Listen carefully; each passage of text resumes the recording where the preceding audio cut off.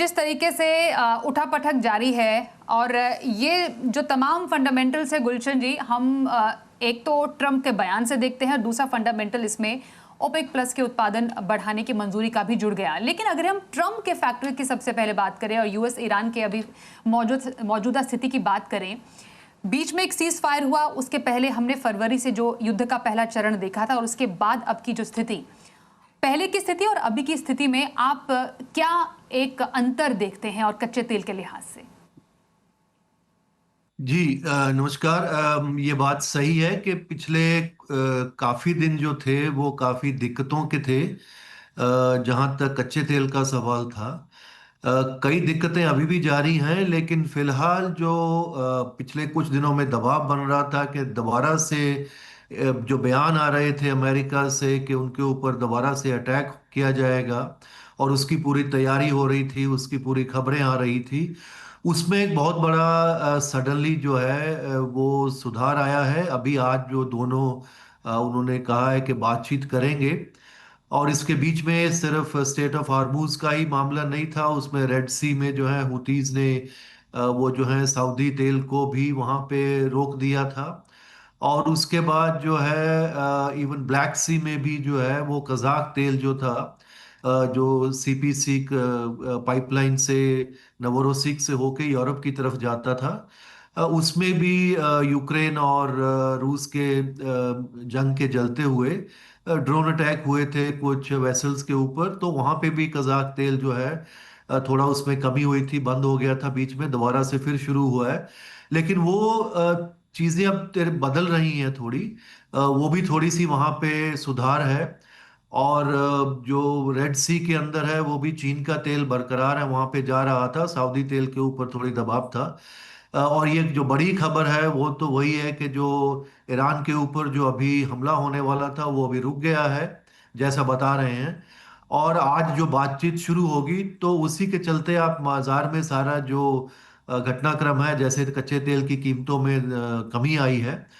तो अभी अगर ये शाम तक कोई और अच्छी खबर आती है, क्योंकि बातचीत अगर नहीं टूटती है, जिसकी संभावना है कि कम से कम आने वाले, हालांकि जिस ढंग से ट्रम्प साहब बयान बदलते हैं उसमें कुछ भी कहना इतना इतना पक्का नहीं होता है, लेकिन फिर भी मुझे लगता है कि आने वाले कम से कम कुछ दिन, क्योंकि अब दोबारा बातचीत के टेबल पे आए हैं, तो उसमें कम से कम आने वाले कुछ दिनों में थोड़ा इसमें सुधार नजर आएगा।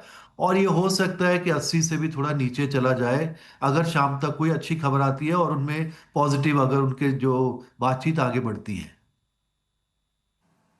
बिल्कुल। गुलशन जी, क्योंकि आपका एक गहरा अनुभव है, आप काफ़ी एक जियोपॉलिटिकल जो जितने भी स्थिति है हमारे पास, क्रूड को, एनर्जी को बहुत अच्छे से इसको समझते हैं।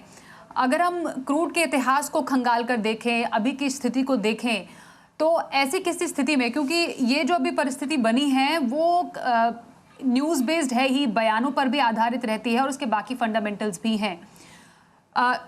इतिहास को देखते हुए, क्रूड की चाल को देखते हुए, आगे का जो आपको एक प्रेडिक्शन है क्रूड को लेकर, क्योंकि ऐसा लगता नहीं है पिछले कुछ ट्रैक रिकॉर्ड से 2-3 महीने की स्थिति शायद अच्छा एकदम से नॉर्मल हो जाएगी प्री वॉर। आने वाले महीने आपको क्रूड की चाल को लेकर सर कैसे लगते हैं? नहीं, आपने बिल्कुल सही कहा। उसमें दो चीजें हैं, एक तो बाजार जैसे आप हैं वो बिल्कुल जो तुरंत खबरें आती हैं पॉजिटिव नेगेटिव उसके ऊपर चलता है। लेकिन दूसरी बात जो आपने फंडामेंटल्स की जो बात कही है, उसमें मुझे जो लगता है कि जिस तरह का नुकसान यहाँ पे हुआ है पूरे खाड़ी के देशों में, और जो रूस और उधर वाला भी जो जंग चल रही है, तो इन सब के चलते हुए थोड़ी सी आने वाले कुछ महीनों में दिक्कतें बनी रहेंगी, भले ही ये पॉजिटिव खबरें आती रहें। तो मुझे नहीं लगता कि जो युद्ध से पहले की जो स्थिति है, जैसे आप कह रहे हैं कि 60 और 70 के बीच का जो दाम था, उसके ऊपर जाना मुझे लगता थोड़ा मुश्किल है। क्योंकि सारी जो स्थितियां, क्योंकि जो अभी पिछले कुछ महीनों में काफी जो रिलीज किया है आपने, जितना भी स्टॉक था सब कंट्रीज के पास, अब इसके बाद अगर नॉर्मेलिसी भी आती है, थोड़े प्राइस कम भी होते हैं, तो सभी वो स्टॉक सब भरेंगे। और डिमांड जो चाइना में थोड़ी बंद थी वो डिमांड फिर से बढ़ेगी। क्योंकि अभी उन्होंने पिछले कुछ महीनों में थोड़ा कम खरीदा था, लेकिन वो फिर से बढ़ेगी। और भारत जैसे देश के अंदर, क्योंकि यहाँ भी अर्थव्यवस्था ठीक ही चल रही है, तो यहाँ भी कोई डिमांड कम होने के आसार नजर नहीं आ रहे हैं। बाकी सही वही हालत जो है वो एशिया के दूसरे देशों का भी है। यूरोप में थोड़ी डिमांड भले ही कम हो सकती है, क्योंकि उनकी जो काफी वो रिन्यूएबल की तरफ और उस तरफ चल चल रहे हैं। लेकिन ओवरऑल मुझे लगता है कि अगर आप जो लंबे समय की आने वाले 4-6 महीने की बात कर रहे हैं, मुझे लगता है उसमें 80 के आसपास का जो आंकड़ा है उसके बीच में रह सकता है, 2 रुपए कम ज्यादा के ऊपर। बहुत अच्छी खबरें तुरंत आती हैं तो 2, 5, 7 रुपए और नीचे चला जा सकता है। जैसे ही खबरें बुरी बुरी आने लगती हम्म। हैं तो फिर तो 100 का जी भी पार कर गया था। लेकिन गुलशन मुझे जी, लगता है कि जी। बिल्कुल। जी गुलशन जी, मैं बस यही आपसे बहुत संक्षिप्त में जानना चाह रही थी, क्योंकि ये स्थिति अगर बनी रही, क्योंकि देखिए जो हमारा रूसी तेल का इंपोर्ट है वो यूक्रेन वॉर के बाद हमने जुलाई में हाईएस्ट जाता हुआ देखा है। क्या हमें जिस तरीके से ये स्थिति बन रही है, और भी जो स्रोत है या जहां से हम तेल ले सकते हैं, उन ऑप्शंस को खुला रखना पड़ेगा? बिल्कुल। इनफैक्ट अभी एक तो ये कि शॉर्ट टर्म की जो बात है उसमें तो तुरंत जो है सभी देश किसी भी दाम पे उनको तेल मिले, कहीं से भी मिले, उसको खरीद रहे हैं, जैसे हम भी कर रहे हैं। लेकिन इस पूरा जो घटनाक्रम अभी हुआ है पिछले कुछ महीनों में, उससे सभी देश, भारत भी उसके अंदर शामिल है, वो पूरे के पूरे मुझे लगता है दोबारा से ड्राइंग बोर्ड पे जाएंगे। अपनी पूरी डाइवर्सिफिकेशन को, जितने नए ऑयल पाइपलाइन है, जैसे हमारा कोई भी बड़ा ऑयल पाइपलाइन नहीं है जिसके थ्रू हम इंपोर्ट कर सकते हैं चीज़ों को, चाहे वो तुर्कमेनिस्तान वाली पहले बात थी या ईरान से थी, ओवरलैंड हो सकता है, अंडर सी हो सकते हैं।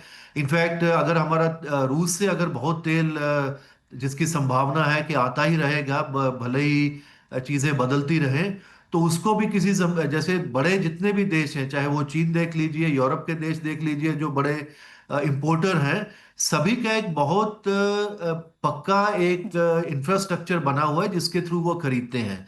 हम क्योंकि हालांकि काफी करीब हैं, जी। हम जो है मिडिल ईस्ट के देशों के, तो हमको लगता था कि हम्म, हम कहीं से भी खरीद सकते हैं, तो उसकी कोई जरूरत नहीं है हमको बहुत ज्यादा। हम्म, भले ही बातचीत हो रही थी, क्योंकि जियोपॉलिटिकल माहौल हमारा पाकिस्तान के साथ, बिल्कुल। अफगानिस्तान में शांति नहीं थी। लेकिन अभी मुझे लगता है, और चीन के साथ हमारे अपने संबंध जो है बहुत अच्छे जी। नहीं रहे हैं पिछले कुछ सालों में। लेकिन वो सारी जो जियोपॉलिटिकल चेंजेस हम्म, हैं वो होने वाले हैं, और ये सारी सिर्फ हम्म, रिन्यूएबल की तरफ, न्यूक्लियर की तरफ, वो तो एक छोटा हिस्सा रहेगा। जी लेकिन आने वाले 20-30 साल जो है वो कम से कम भारत के लिए हमको फॉसिल के ऊपर ही डिपेंड रहना है, जी कोल के ऊपर भी काफी डिपेंडेंस रहेगी। और उसमें ये सारी चीजों के ऊपर नए सिरे से विचार हो रहा है, और उसमें जी। लंबी इन्वेस्टमेंट है, लॉन्ग टर्म की। हम्म, शॉर्ट टर्म अलग बात है, लॉन्ग टर्म में काफी बदलाव हम्म, होने वाले हैं। जी बहुत धन्यवाद गुलशन जी, आपने हमसे बात की, एनालिसिस किया पूरे इस कच्चे तेल की स्थिति का। एक बार फिर से बहुत धन्यवाद करेंगे जी बिजनेस पर हमारे साथ जुड़ने के लिए।